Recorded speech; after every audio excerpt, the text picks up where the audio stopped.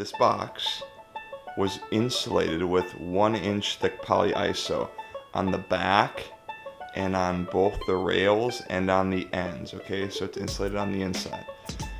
Then I went and I cut 8-inch holes. One down here in this corner and one up there in that corner, okay? This is gonna be a horizontal solar air collector.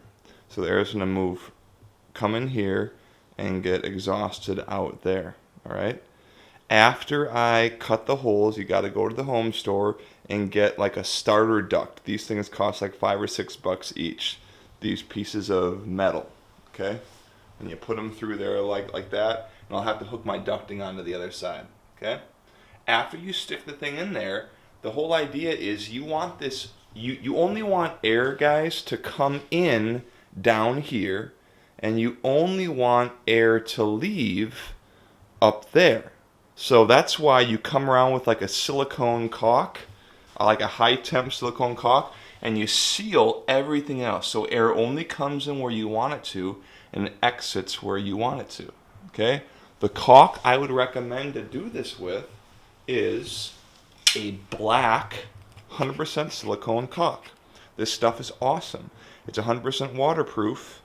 It costs $5 or $6. And after you put in these little starter ducts, like that, then you caulk around it to make sure that air is only going out and going into your ductwork and not leaking out at any other place. So you caulk around it there, and you caulk around it there. Okay. And I finished going over painting it. This stuff costs like 12 or 13 bucks at Menards. It was cheaper than Farm and Fleet. Did not check Walmart. I would definitely get a whole case of this. I used about half of it. This is a drywall knife to cut drywall with. And I took this thing right here, which is the little piece of starter duct, and I put where I want it, and then I just traced around the outside, and then I just stuck it right in with the edge of that thing because it's sharp, and I traced it with the pencil first, and then I cut it out. So you got a hole there and a hole there. Now I'm gonna take silicone, 100%, and I'm gonna seal the edges because I don't want any air coming into the box.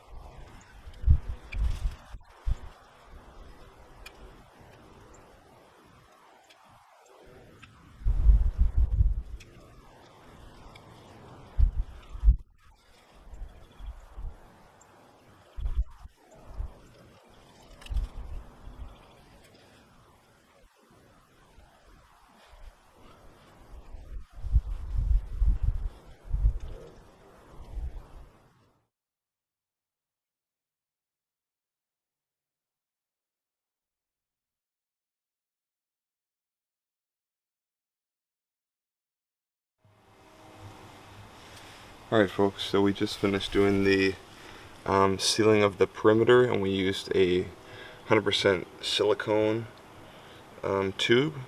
Used about one tube, a little less than one tube. And I came in here with my finger afterwards, guys, and I smoothed it out. Let's see all that. Okay. That goes around that for the whole perimeter.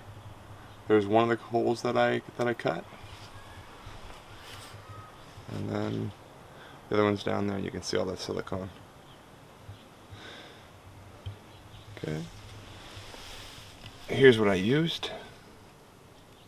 100% of silicone.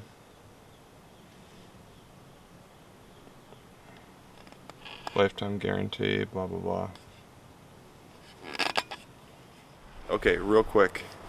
If you use great stuff to seal the perimeter of your insulation box, which sits inside your frame, this stuff will expand. Even the low expanding stuff will expand, and it could push your frame, your foam frame out of alignment, okay? Or it could make stuff bow or pop, or it could even push the glue off. I've had that happen, okay? So my first recommendation, this is my first time doing this, but my first recommendation would be to use a silicone, all right, something that's gonna be an air barrier, okay? The added benefit with this is an air barrier and it's an insulator. But you do not want to get this stuff down into the cracks, because then it's going to push everything open. Okay, that's what it's meant to do. This is an expanding foam. Even the low expansion one, like the one in the blue can, which is a little more expensive, it's still an expanding foam. So if you can be very careful keeping this on the surface, you might be able to get away with it. If you want to be safe, just use a silicone.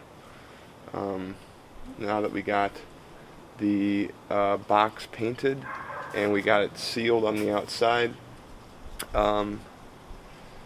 now I need to go on to the next steps and to spend a lot of time painting, guys. Honestly, probably a little bit overkill. And I decided to do a horizontal layout, not a vertical one, because it just fits better here. Okay? You can see that the silicone, 100% silicone, has since dried. So there it is right up there, all dry. Dry to the touch. And then I enlarged these holes from 6 inches to 8 inches. Okay.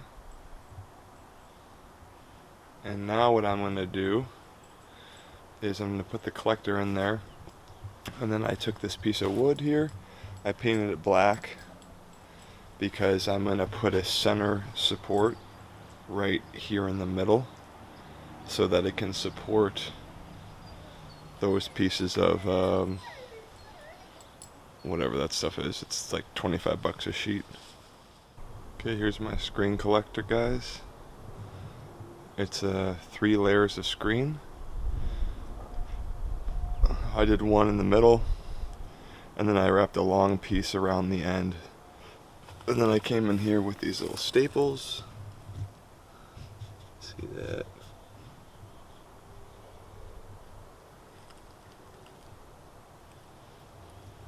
Okay.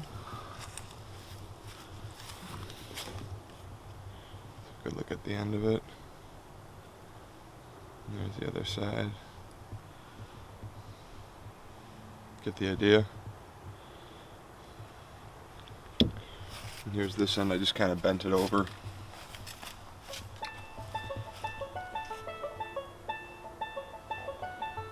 Like that. There. It's a 3-layer screen right there.